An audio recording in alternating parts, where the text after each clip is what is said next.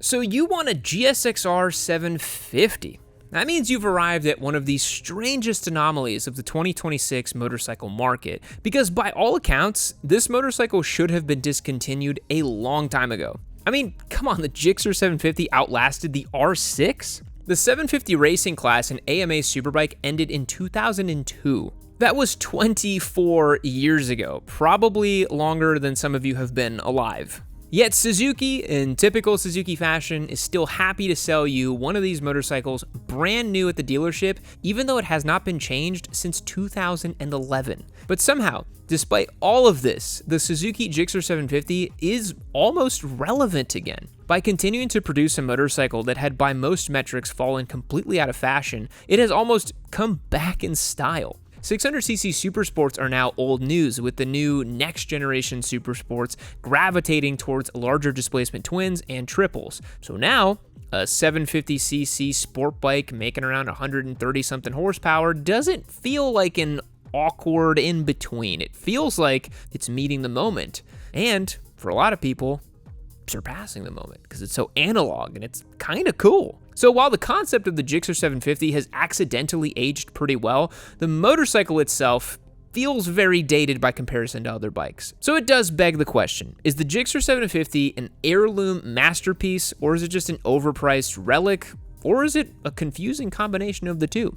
Let's get into it. All right, hold your horses. Before you start trying on camo cargo shorts in the Old Navy dressing room or trying to figure out why Suzuki's website has not been updated since the Obama administration, we need to first talk about what the GSXR-750 actually is. Because if you're a younger rider, there's a good chance you don't even know why Suzuki sells a 750cc sport bike in the first place, when literally nobody else is doing this. Okay, so back in the 80s, the GSXR-750 was the sport bike, the one that pioneered the modern race replica motorcycle. The GSXR 1000 is actually built upon the 750 platform, not the other way around as you might suspect. Then as time went on, the 750 racing class disappeared and 1000cc leader bikes became the gold standard. And as other manufacturers moved on, Suzuki held on to their precious 750. And it developed a bit of a cult following during the sport bike craze of the early aughts. Because in a certain sense, if you must ride a sport bike on the street, if you're truly about that life, the 750 did offer a unique balance. It had more torque than a wimpy 600, but it was lighter and more agile than a leader bike, while just missing the last 50 horsepower or so, which, let's be honest, you're not even really going to use on road. So it's a bit of a Goldilocks bike. The GSXR-750 is a sport bike that makes some sacrifices to be more usable for the street. Does that sound a little familiar? Today's next generation Supersports are kind of spiritually similar in a way. Compared to the last generation inline 4 600s that needed to be revved all the way to the moon to make power, the new bikes that range from like 8 to 900 cc's sacrifice top-end power for the sake of torque and usability. They're sport bikes that someone could much more easily ride on the street in between their once every few months track days, if they're lucky to do that. In this sense, the GSXR-750 has found itself almost relevant again. Almost being the key word here, because while the displacement might look approximate to the modern competitors, it's still a very far cry from being modern itself. But for some, that might actually be a selling point. The mighty 750 saw its last meaningful mechanical update in 2011. 15 years later, that's practically vintage. It still uses a cable throttle. It does not make use of any ride modes, traction control, or ABS.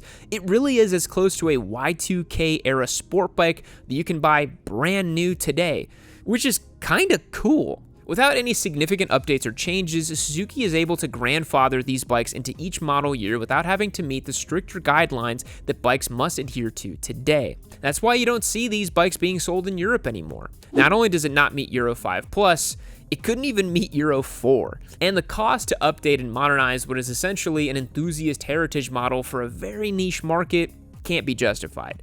But here in the States, the humble GSXR-750 is just plugging along. A couple of units rolling off the assembly line each year. I would really love to know the annual sales figures for this bike brand new, because it is just so enigmatic.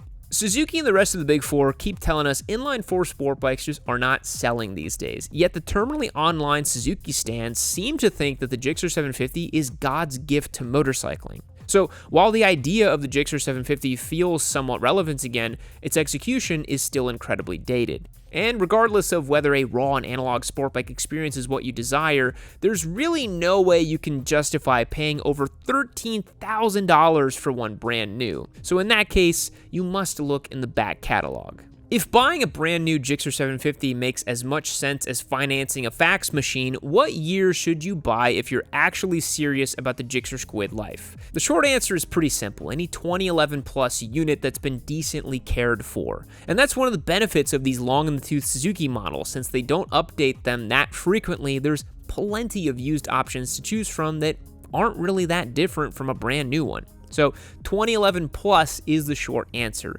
But the long answer is a little more interesting. The GSXR-750 established the modern sport bike archetype and is responsible for many milestones in the category over the decades. When it was first released, it used many of the components that we'd expect to find on a sport bike today. It had an aluminum twin spar frame, race replica fairings, aggressive ergonomics, and lightweight construction. By the late 90s and early 2000s, the GSXR-750 had become a defining motorcycle of the sport bike boom.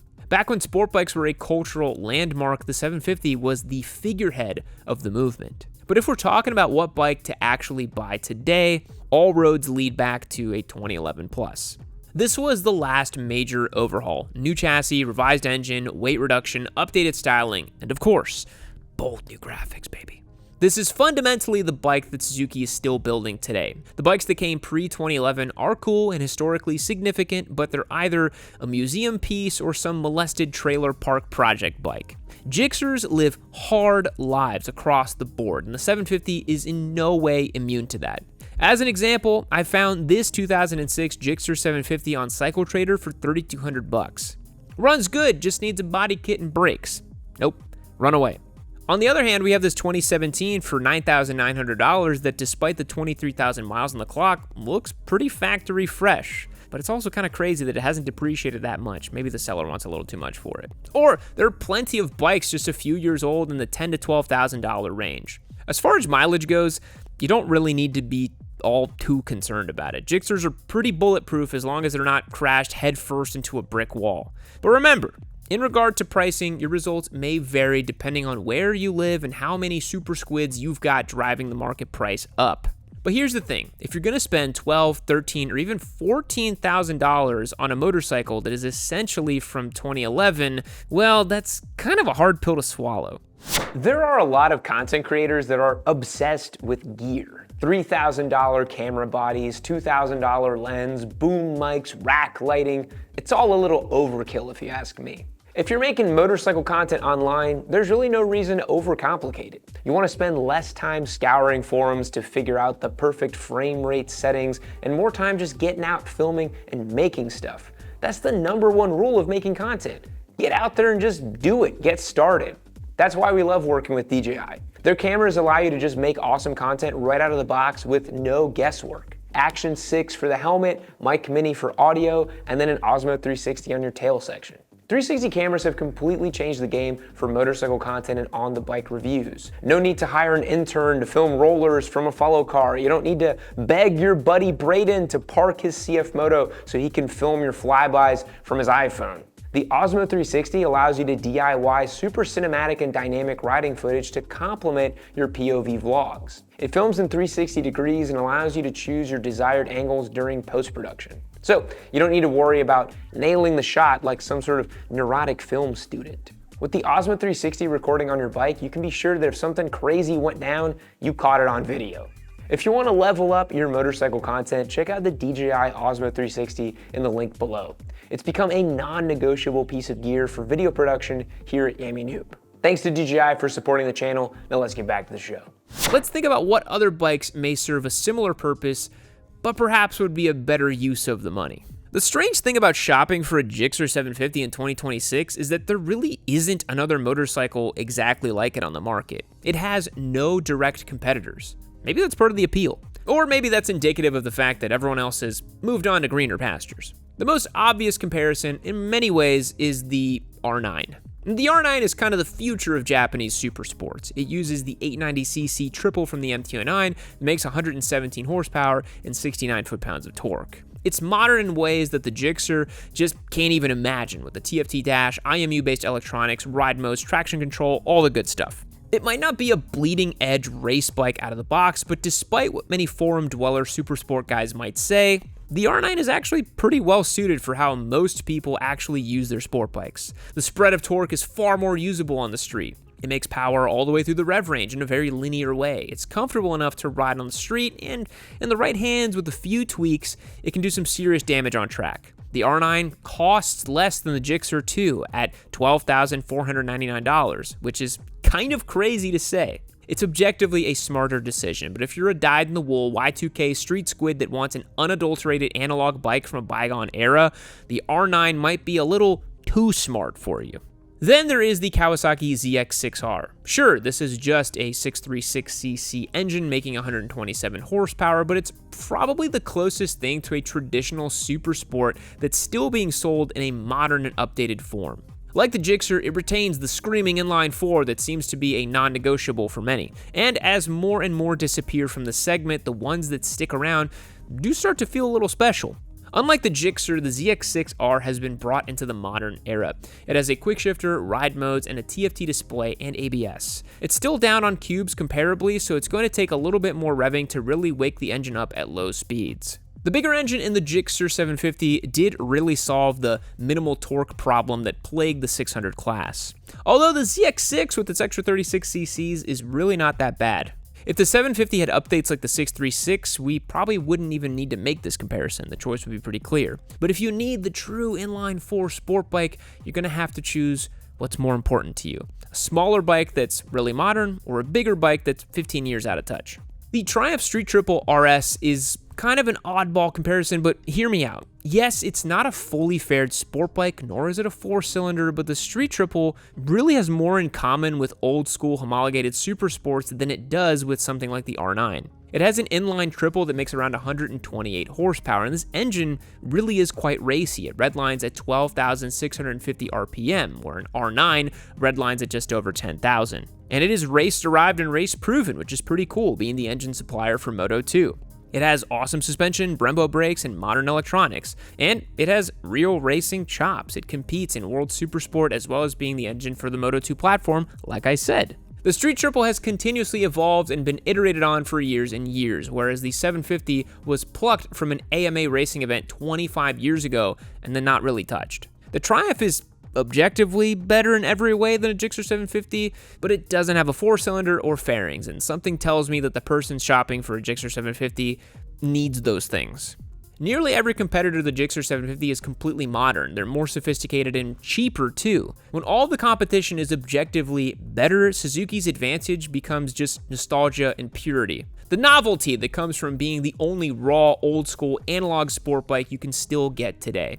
And for most people, that uniqueness is not enough of a reason to buy a Gixxer 750, but for others, it seems to be the perfect reason. So who exactly is this motorcycle for?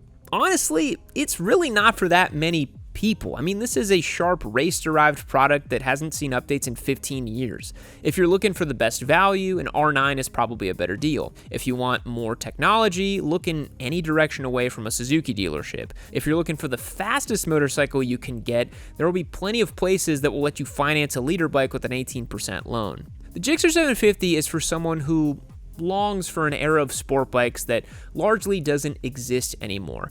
It's kind of a romantic purchase. They want a bike that feels mechanical and direct. It's for someone who wants to be connected to their bike without any digital whiz-bang techno babysitters. I don't want a frickin' iPad on my motorcycle. It's for riders who still believe, despite ample evidence to the contrary, that the inline 4 is the only correct motorcycle engine configuration, all while wanting a little bit more power than a 600 and more agility than a 1000.